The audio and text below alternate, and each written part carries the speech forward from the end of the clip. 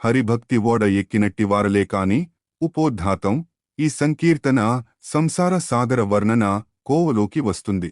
ఈ లోకాన్ని ఒక భయంకరమైన సముద్రంతో పోలుస్తూ అందులోని కష్టసుఖాలను అలలతో మొసళ్లతో అన్నమయ్య వర్ణించారు. ఈ అలజడి కలిగిన సముద్రాన్ని దాటాతాలంటే భగవంతుని భక్తి అనే పడవ ఒక్కటే మార్గమని ఆయన ఇందులో సందేశాన్ని ఇచ్చారు. తెలుగు సారాంశం: శ్రీహరి భక్తి అనే పడవను ఎక్కినవారు మాత్రమే ఈ సంసార సాగరాన్ని దాటగలరు. ఇతరులు ఈ కష్టాల సుడిగుండాల నుండి బయటపడలేరు. మనసులోని ఆలోచనలే నీరుగా, పుణ్యపాపాలే గట్లుగా, కోరికలే కొండల వంటి అలలుగా ఉన్న ఈ చింతా సముద్రంలో మనుషులు చిక్కుకుపోతున్నారు. ఆపదలు, సంపదలే ఇందులోని మొసళ్ళు. సంసారపు గొడవలే అగాధాలు. చంచలమైన గుణాలే నదులై వచ్చి ఈ సముద్రంలో కలుస్తున్నాయి. ప్రభాగ్ని ఈ సముద్రంలో రగులుతోంది. అయితే శ్రీవేంకటేశ్వరుని ఆశ్రయించిన భక్తులకు మాత్రం ఈ సముద్రం మోకాళ్ల లోతు నీళ్లలా కానడా మారిపోతుంది. English summary: In this hymn, Annamaya uses the metaphor of an ocean to describe worldly existence, samsara. He asserts that only those who board the boat of devotion to Haribhakti Voda, can cross this treacherous sea. He portrays human anxieties as the water, merits and sins as the shores, and desires as mountainous waves. Dangers and riches are compared to crocodiles, and worldly entanglements to deep whirlpools. While others struggle and sink in this ocean of greed and fickle nature, the devotees of Lord Venkateshwar find it as simple as walking through shallow water. వివరణాత్మక విశ్లేషణ పల్లవి: హరిభక్తి ఓడ ఎక్కినట్టివారలే కాని కరుగు మరుగులను దాటలేరెవ్వరును. భావము: విష్ణు భక్తి అనే పడవను ఆశ్రయించిన వారు తప్ప మరెవరూ ఈ సంసార సముద్రపు అలలను, సుడిగుండాలను, మరుగులను దాటలేరు. వివరణ: సంసారం అనేది మనిషి తనంతటా తాను ఈదలేని అపారమైన సముద్రం. దాన్ని దాటడానికి దైవచింతన అనే సాధనం తప్పనిసరి. చరణం 1: నిండు జింతాజలధికి నీళ్లు దనచిత్తమే, దండి పుణ్యపాపాలే దరులు, కొండల వంటి కరళ్ళు కోరికెల్లెందు చూచినా, తండు ముందు పడేవారే దాటలేరెవ్వరును. భావము: ఈ నిండు, చింత, విచారం అనే సముద్రానికి మనసులోని చంచలమైన ఆలోచనలే నీరు. మనం చేసే పుణ్యపాపాలే ఈ సముద్రానికి రెండు వైపులా ఉన్న గట్లు. మన కోరికలే కొండలంత ఎత్తున లేచే అలలు, కరళ్ళు. వీటి మధ్య పడికొట్టుకుపోయేవారు ఎప్పటికీ దరిచేరలేరు. వివరణ: మనిషి పడే బాధలకు మూలం తన మనసు మరియు కోరికలే అని అన్నమయ్య ఇక్కడ స్పష్టం చేశారు. చరణం 2: ఆపదలు సంపదలు అందులోని మకరాలు, కాపురపు లంపటాలే కయొత్తులు, చాపలపు గుణములే సరిజొచ్చే ఏర్లు, దాపుదండ చేకుని దాటలేరెవ్వరును. భావము: జీవితంలో వచ్చే ఆపదలు, సంపదలు ఈ సముద్రంలోని మొసళ్ళు, మకరాలు. కుటుంబ బంధాలు, సంసారపు లంపటాలే నీటి సుడిగుండాలు. మనిషిలోని చాపల్య స్వభావాలే ఈ సముద్రంలోకి వచ్చి చేరే ఉపనదులు. వీటిని తట్టుకుని నిలబడటం ఎవరికీ సాధ్యం కాదు. వివరణ: సంపద కూడా ఆపదలాగే మనిషిని భక్తి నుండి మళ్లించే ఒక ప్రమాదకరమైన మొసలి వంటిదని చమత్కరించారు. చరణం 3: నెలవై ఉబ్బుసగ్గులే నిచ్చలు బోటును బాటు, బలువైన యాసే బడబాగ్ని, ఎలమి శ్రీవేంకటేశుహితులకే కానడ, తల్చి ఇతరులెల్ల దాటలేరెవ్వరును. భావము: సంసారంలో కలిగే సుఖదుఃఖాల ఉద్వేగాలే సముద్రపు పోటుపాట్లు. అదుపులేని ఆసే సముద్రం లోపల రగిలే బడబాగ్ని. కాని శ్రీవేంకటేశ్వరునికి ఇష్టులైన భక్తులకు మాత్రం ఈ మహాసముద్రం కానడతో నడిచి వెళ్లేంత తక్కువ నీరుగా మారిపోతుంది. మిగిలిన వారు మాత్రం ఇందులో మునిగిపోవలసిందే. వివరణ: శ్రీనివాసుని శరణు వేడితే భవసాగరం వంటి అవుతుంది అనే భక్తి తత్వాన్ని అన్నమయ్య ఇక్కడ పతాక స్థాయిలో వినిపించారు. తాత్విక విశ్లేషణ: ఈ కీర్తన సంసార సాగర తరణం గురించి బోధిస్తుంది. భక్తియే రక్ష. పడవ లేకుండా సముద్రాన్ని ఈదలేనట్లే హరిభక్తి లేకుండా జనన మరణ చక్రం నుండి బయటపడలేము. ఆత్మావలోకనం: మన కష్టాలకు కారణం బయట ఎక్కడో లేదు, మన చిత్తం, ఆశలు, చాపల్యాలే మనల్ని సముద్రంలో ముంచుతున్నాయని గుర్తించాలి. భగవత్కృప మహిమ. సాధారణ మనుషులకు సముద్రంలా కనిపించే సంసారం భక్తుడికి మాత్రం ఒక చిన్న కాలువలా లేదా కాన్నడ దారిలా మారిపోతుంది. ఇది కేవలం స్వామిపై ఉన్న నమ్మకం వల్లే సాధ్యం. ఈతని గొలిచితేనే ఇన్ని గొలలును దీరు. ఉపోద్ఘాతం ఈ సంకీర్తన సర్వరక్షక తత్వం గురించి వివరిస్తుంది. ఇక్కడ కొల లేదా గొల అంటే ఒక వంశం, సమూహం లేదా ఒక సమస్య అని అర్థం. కృష్ణ, రామ అవతారాలలో స్వామి ఏ విధంగా వేర్వేరు వర్గాల ఆపదలను తొలగించాడో చెప్తూ శ్రీవెంకటేశ్వరుని కొలిస్తే మన కష్టాలన్నీ తీరి పుణ్యం లభిస్తుందని అన్నమయ్య ఇందులో చాటి చెప్పారు. తెలుగు సారాంశం: ఈ శ్రీనివాసుడిని కొలిస్తేనే మనకున్న అన్ని చిక్కులు, కష్టాలు తీరుతాయి. మన చేతుల్లోనే పుణ్యం లభిస్తుంది. కృష్ణుడిగా కాళీయుని అణచి రేపల్లె వారికి పాము భయం, పాము కొల పోగొట్టాడు. పూతనను సంహరించి గోపికల భయం, ఆడుగొల తీర్చాడు. రాముడిగా రావణుడిని చంపి ఋషుల కష్టాలు, బాపన కొల తీర్చాడు. సుగ్రీవునికి అండగా నిలిచి వానర సమూహం, కోతి కొల కష్టాలు తీర్చాడు. అలాగే దేవతల కష్టాలు తీర్చి వారికి వరాలిచ్చాడు. ఇప్పుడు శ్రీవెంకటేశ్వరుడిగా మన అందరి కష్టాలను, పురుషుల కొల తీర్చి రక్షిస్తున్నాడు. English summary: in this hymn, Annamaya declares that worshipping Lord Venkateshwar resolves all types of difficulties and ancestral burdens, kola. He cites Krishna's deeds, such as subduing Kaliya to save the people of Repalle from the serpent's menace and killing Putna to protect the community. As Rama, the Lord eliminated Ravana to safeguard the sages and helped Sugriv by leading the Vanara clan. Annamaya concludes that Lord Venkateshwar continues this legacy by removing the afflictions of his devotees and granting them divine blessings. వివరణాత్మక విశ్లేషణ పల్లవి: ఈతని గొలిచితేనే ఇన్ని గొలలును దీరు, చేతన బెట్టు పుణ్యాలు చేరువనే కలుగు. భావము: ఈ స్వామిని సేవిస్తేనే మనకున్న సమస్త ఇబ్బందులు తొలగిపోతాయి. పుణ్యం అనేది వెతుక్కోవాల్సిన పనిలేదు. ఆయనను కొలిస్తే అది మన అరచేతిలోనే ఉంటుంది. వివరణ: భగవంతుడే సర్వ దుఃఖ నివారిణి అని అన్నమయ్య ఉద్ఘాటించారు. చరణం 1: పట్టి కాడింగుని తోలి పాముకొల దీర్చినాడు, బట్టబాయిటనే రేపల్లెవారికి, అట్టే పూతన జంపి ఆడుగొల దీర్చినాడు, గట్టిగా కృష్ణుడు లోకము వారికెల్లను.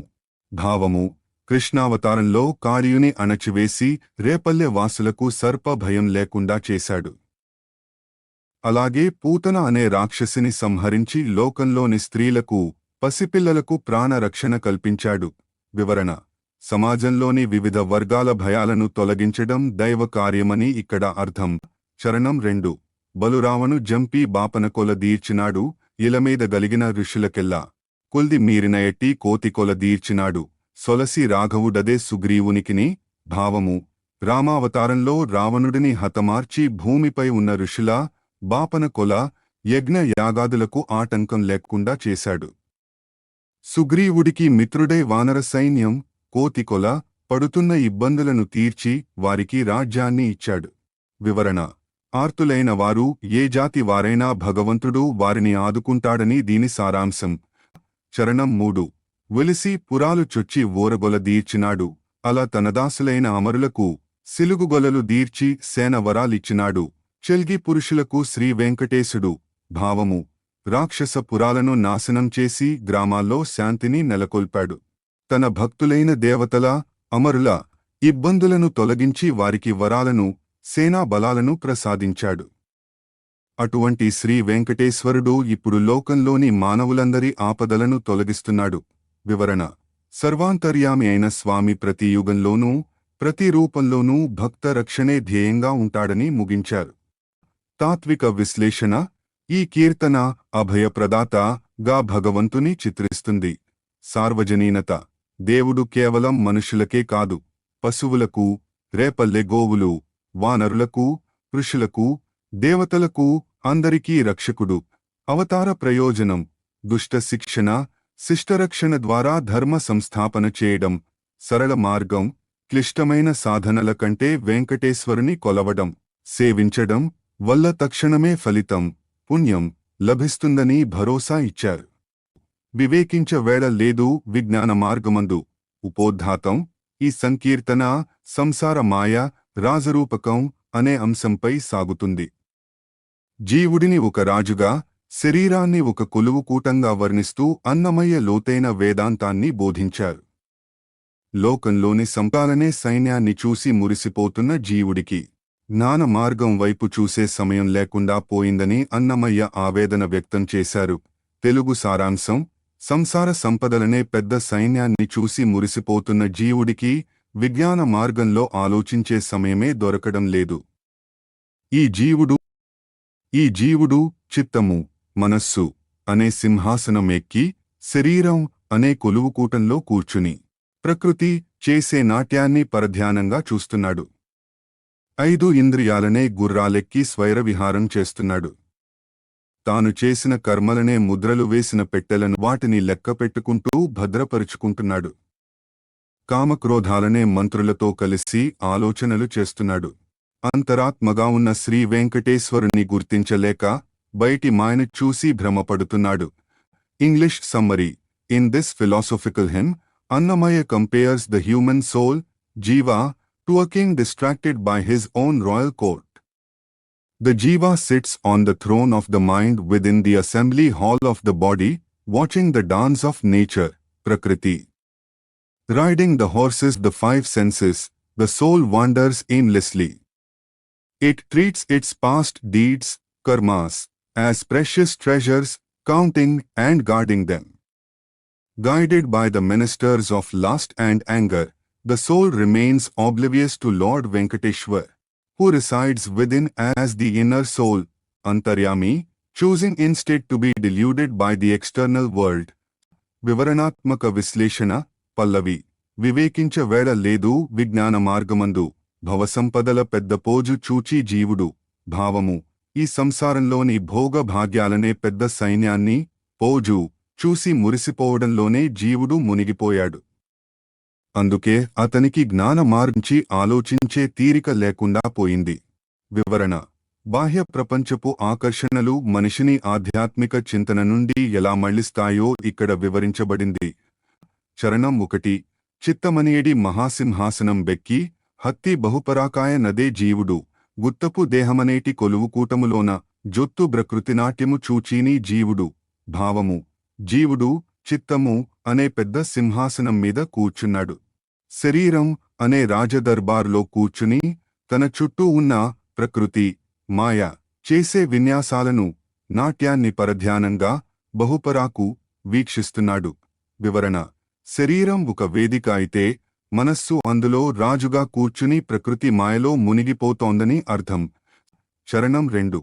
పంచేంద్రియములనే బలుతేజీలపై నెక్కి, అంచల వయ్యాలి దోలీనదే జీవుడు. ముంచిన కర్మములనే ముద్రల పెట్టెలు తెచ్చి, సంచముగా లెక్కవెట్టి సరిదాచి జీవుడు. భావము. 5 ఇంద్రియాలనే బలమైన గుర్రాల, తేజీలు మీద ఎక్కి జీవుడు విహారయాత్రలు చేస్తున్నాడు. తాను చేసిన పుణ్యపాప కర్మలనే ముద్రలు వేసిన పెట్టెలను, ధనం దాచుకునే పెట్టెల్లా తెచ్చి, వాటిని లెక్కపెట్టుకుంటూ ఎంతో జాగ్రత్తగా దాచుకుంటున్నాడు. వివరణ. మనిషి తన ఇంద్రియాలకు బానిసై, కర్మ బంధాలను ఆస్తిలా భావిస్తూ సంసారంలో చిక్కుకుపోతున్నాడని భావం. చరణం 3.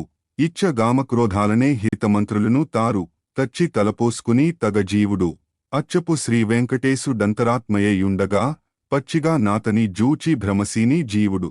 భావము. తన కోరికలైన కామక్రోధాలనే మంత్రులతో కలిసి ఈ జీవుడు నిరంతరం సంప్రదింపులు జరుపుతున్నాడు. నిజానికి శ్రీ వెంకటేశ్వరుడు తన లోపలే అంతరాత్మగా ఉన్నాడు. కాని ఆ సత్యాన్ని గ్రహించలేక బయటి విషయాలను చూసి భ్రమపడుతూ అజ్ఞానంలో ఉండిపోతున్నాడు. వివరణ. భగవంతుడు మనలోనే ఉన్నాడనే అంతర్యామి తత్వాన్ని మరిచి, లోకపు మాయలో జీవుని అజ్ఞానమని అన్నమయ్య తేల్చి చెప్పారు. తాత్విక విశ్లేషణ. ఈ కీర్తన ఆత్మానాత్మ వివేకం గురించి బోధిస్తుంది. శరీర రూపకం, శరీరాన్ని కొలువుకూటంగా, ఇంద్రియాలను గుర్రాలుగా వర్ణించడం ద్వారా అన్నమయ్య సామాన్యులకు కూడా అర్థమయ్యేలా వేదాంతాన్ని చెప్పారు. మాయా విలాసం, ప్రకృతి నాట్యాన్ని చూడటంలో మునిగిపోవడం అంటే భౌతిక సుఖాలకు లోబడటం. ముగింపు. ఎన్ని భోగాలు ఉన్నా మన లోపల ఉన్న పరమాత్మను, శ్రీవేంకటేశ్వరుడిని గుర్తించకపోతే ఆ జీవితం కేవలం ఒక భ్రమ మాత్రమే అని సందేశం.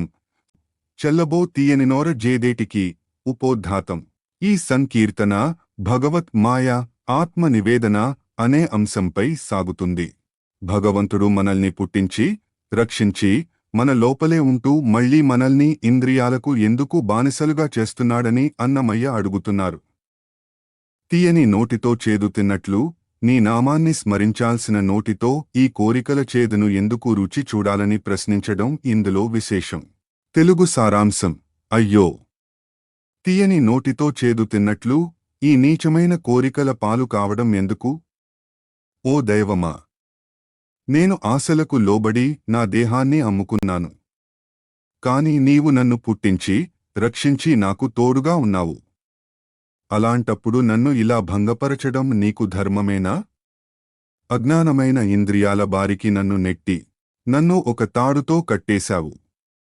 నా మనసులో నీవు తోడునీడవై ఉండి కూడా నన్ను ఈ సంసార సుఖాల భ్రమలో ఎందుకు ముంచుతున్నావు? ఓ శ్రీ వెంకటేశ్వర! నీవే నాకు దిక్కు, నీవే నా దేవుడవు. నన్ను కరుణించి నా మనసును ఇలా పరీక్షించడం ఇక చాలు. English summary. In this poignant hymn, Annamaya questions the Lord about the paradox of human suffering and divine grace. He wonders why a soul should taste the bitterness of worldly desires when it has a sweet mouth capable of chanting God's name. He laments that although the Lord created, protected, and resides within him as a constant companion, he is still pushed toward sensory pleasures and ignorance. Annamaya implores Lord Venkateshwar, his sole refuge and master, to stop testing his mind and grant him final liberation from these worldly delusions. వివరణాత్మక విశ్లేషణ. పల్లవి. చెల్బో తీయనినోర్ జేదేటికి ఈ పల్లదపు గోరికల పాలు సేయవలెనా? భావము. అయ్యో! తీయని నోరు పెట్టుకుని చేదు ఎందుకు తినాలి? అంటే భగవంతుని నామాన్ని స్మరించే పవిత్రమైన నోటితో ఈ నీచమైన పల్లదపు కోరికల గురించి మాట్లాడటం, వాటిని కోరుకోవడం ఎందుకు? వివరణ. మానవ జన్మ భగవంతుని కోసం ఉద్దేశించబడింది, కాని అది వ్యర్థమైన ఆశల పాలవుతోందని ఆవేదన. చరణం 1. ఆశలకు నాదేహ మమ్ముకొంటి వింటింట దాసునిగా నాపాలిదేవమా నీవు పోసరించి భూమిలోన్ బుట్టించి రక్షించి ఈసులేక భంగపెట్టు తిదిగొంతవలెనా? భావము. నా దేహాన్ని ఇంటింటా తిరుగుతూ ఆశలకు అమ్ముకున్నాను. కాని ఓ దైవమా! నీవు నన్ను ఈ భూమి మీద పుట్టించి పోషించి రక్షిస్తున్నావు. నీవు నాకు తోడుగా ఉండి కూడా నన్ను ఇలా అవమానాల పాలు చేయడం, భంగపెట్టడం నీకు తగునా? వివరణ. రక్షకుడైన దేవుడే తనను మాయలో పడవేయడం పట్ల భక్తుని సున్నితమైన నిరసన ఇది. చరణం 2. పామరపు టింద్రియాలబారి దోసితివి నన్ను దామెన కట్టుగా గట్టి తత్వమా నీవు దోమటి నామతిలోన్ తోడునీడవైయుండి పామేటి సుఖములనే భ్రమయించవలెనా? భావము. నన్ను అజ్ఞానమైన ఇంద్రియాల మధ్యకు తోసేశావు. ఒక తాడుతో దామెన కట్టేసినట్లు నన్ను కట్టిపడేశావు. నా మనసులో నీవు తోడునీడవై ఉండి కూడా ఈ పాము వంటి భయంకరమైన సంసార సుఖాల మీద భ్రమ కలిగించడం ఎందుకు? వివరణ. అంతర్యామిగా దేవుడు మనలోనే ఉన్నా మనం మాయలో పడుతున్నామంటే అది ఆయన లీలయే అని భావం. చరణం 3. గక్కన నింతట నన్ను గరుణించితివి నేడు మొక్కితి శ్రీవేంకటాద్రిమూలమా నీకు దిక్కుదెసవై నాకు దేవుడవై ఏలికవు చొక్కి నామనసింత శోధించవలెనా? భావము. ఓ శ్రీ వెంకటేశ్వర! నీవు ఈ ప్రపంచానికి మూలము. నాకు దిక్కు, దేవు, యజమాని అన్నీ నీవే. నన్ను కరుణించి నీ దరి చేర్చుకో. నీపై భక్తితో పరవశించి ఉన్న నా మనసును ఇంకా ఇలా పరీక్షించడం, శోధించడం అవసరమా? వివరణ. చివరకు సంపూర్ణ శరణాగతిని ప్రకటిస్తూ తనను మాయ నుండి విముక్తుడిని చేయమని స్వామిని వేడుకున్నారు. తాత్విక విశ్లేషణ. ఈ కీర్తన భక్తుని ఆర్తి, దైవలీలా మధ్య సంఘర్షణను చూపిస్తుంది. వైరాగ్య బోధ. సంసార సుఖాలను చేదుతో, పాముతో పోల్చడం ద్వారా అవి త్యాజ్యం అని చెప్పారు. అంతర్యామి తత్వం. దేవుడు మన మనసులోనే, మతిలోన తోడు నీడగా ఉంటాడని గుర్తుచేశారు. మధుర భక్తి. దేవుడిని నిలదీస్తూనే ఆయనే సర్వస్వం అని మొక్కుకోవడం అన్నమయ్య విశిష్ట శైలి. చూపజెప్పగల భక్త సుజనుడవు మాకు. ఉపోద్ఘాతం. ఈ సంకీర్తన భక్త సులభత్వం, నైవేద్య సమర్పణ అనే అంశంపై సాగుతుంది. భగవంతుడు రుచులను చూడడని, కేవలం భక్తిని మాత్రమే చూస్తాడని అన్నమయ్య నిరూపిస్తున్నారు. పాండవులు, శబరి, గోపికలు సమర్పించిన సామాన్యమైన పదార్థాలను స్వామి ఎలా ఆరగించారో గుర్తుచేస్తూ తన ఇంటికి కూడా విచ్చేసి తాను ఇచ్చేది స్వీకరించమని వేడుకుంటున్నారు. తెలుగు సారాంశం. ఓ శ్రీహరి! నీవు మాకు భక్తుల పక్షపాతిగా, సజ్జనుడిగా కనిపిస్తున్నావు. ఎక్కడికో వెళ్ళనక్కరలేదు, మా చెంతనే ఉన్నావు. పూర్వం పాండవుల ఇంట్లో ఆకుకూరలు తిన్నట్లు, శబరి ఇచ్చిన ఎంగిలి పండ్ల రుచి చూసినట్లు, ఇప్పుడు మా ఇంట్లో సిద్ధంగా ఉన్న పదార్థాలను కూడా రుచి చూడవయ్యా. రేపల్లెలో గొల్లభామల ఇళ్లలో దొరికిన వెన్నను తిన్నట్లు, అనసూయాదేవి పాలు తాగినట్లు, మా ఇంటికి వచ్చి మేము ఇచ్చే చల్లని అన్నాన్ని, చద్ది కూడా తృప్తిగా ఆరగించు. ఓ వెంకటాద్రినాథ! కొంకు లేకుండా మా ఇంటికి వచ్చి, నాలోని లోపాలను వెతకకుండా, నేను ఇచ్చే ఈ లేసమైన పదార్థాన్ని స్వీకరించు. English summary. In this soulful hymn, Annamaya praises Lord Venkateshwar as a Bhakta Sulbha, one who is easily accessible to his devotees. He reminds the Lord of how he enjoyed the simple vegetables at the Pandav's home and the tasted berries offered by Shabri. Annamaya invites the Lord to his own humble home, asking him to partake of whatever is available without judging the quality or taste. Drawing parallels to the Lord's childhood in Repalle and his visit to Ansuya, the poet requests the master of Koneti to accept his meager offerings by looking at his devotion rather than his flaws. Vivaranatmaka Visleshana, Pallavi. Chupa Jeppagala Bhakta Suzanudavu Maku, Dapaina Hari Itte Tappe Darananaka. Bhavamu, Ma Kalla Mundu Kanipistu, Ma Badhalu Vine Goppa Bhakta Sulabhudu Neevu. మాకు అతి దగ్గరగా ఉన్న ఓ హరి! నీవు ఎక్కడికో తప్పించుకుపోయావనిగాని, దూరంగా ఉన్నావనిగాని మేము అనలేము. వివరణ. భగవంతుడు సర్వవ్యాపి అని, ఆయన ఎప్పుడూ భక్తులకు అందుబాటులోనే ఉంటాడని అర్థం. చరణం 1. కోరి పాండవుల ఇంట గూరలారగించినట్టు, సారవు శబరివిందు చెవిగొన్నట్టు. ఊరకే మా ఇంట నీవు వదవినపాటి నీ వారగించవయ్య చెవు లౌగాములెంచక. భావము. నీవు కోరి మరీ పాండవుల ఇంటికి వెళ్లి వారు పెట్టిన ఆకుకూరలు, విదురుని విందు లేదా వనవాసంలో ద్రౌపది అక్షయపాత్రలోనే ఆకు తిన్నావు. శబరి ప్రేమతో పెట్టిన పండ్ల రుచిని చూశావు. అలాగే ఇప్పుడు మా ఇంటికి కూడా విచ్చేశావు కాబట్టి, రుచులు బాగున్నాయా లేదా అని ఎంచకుండా నేను ఇచ్చేది ఆరగించు. వివరణ. భగవంతునికి పదార్థం ముఖ్యం కాదు, అది ఇచ్చే భక్తుని ప్రేమే ముఖ్యం. చరణం 2. తొల్లియు రేపల్లే గొల్లదోమటి దొడికినట్టు, తల్లి అనసూయ పాలదనసినట్టు, చిల్లరైన మా ఇంట చేసిన పాటారగించు, చల్లతోడి బోనమైన చాలు జాలదనక. భావము. గతంలో రేపల్లెలో గొల్లభామల ఇళ్లలో దొంగతనంగా వెన్న తిన్నావు. అనసూయ దేవి దగ్గర శిశువుగా మారి ఆమె పాలు తాగి తృప్తి చెందావు. మా ఇల్లు చిన్నదైనా, నేను ఇచ్చే ఆహారం చిల్లరగా అనిపించినా, కనీసం చల్ల, మజ్జిగ తో కలిపిన అన్నమైనా సరే చాలదనకుండా తృప్తిగా తిను. వివరణ. స్వామి ఎంతో గొప్పవాడైనా, భక్తుడి ఇంటికి వస్తే అతి సామాన్యుడిలా కలిసిపోతాడని అన్నమయ్య చమత్కారం. చరణం 3. అంకెల శ్రీ వెంకటాద్రి నారగించిన ఎట్టు, కొంకులేక సిరితోడ గోనేటిరాయ, లెంకనైన నా ఇంటిలేసమైన నారగించు, అంకించి నీనాలోని అంతరములెంచక. భావము. తిరుమల కొండపై కొలువై ఉండి నైవేద్యాలను స్వీకరించినట్లే, ఏమాత్రం మొహమాటం, కొంకు లేకుండా లక్ష్మీదేవితో కలిసి మా ఇంటికిరా. నీ సేవకుడనైన నా ఇంటిలో ఉన్నది కొంచెమే అయినా, లేసమైనా, నాలోని లోపాలను, అంతరాలను లెక్కపెట్టకుండా దయతో స్వీకరించు. వివరణ. సంపూర్ణ శరణాగతిని ప్రకటిస్తూ భక్తుడు భగవంతుని తన ఇంటికి సాదరంగా ఆహ్వానిస్తున్న ఘట్టం ఇది.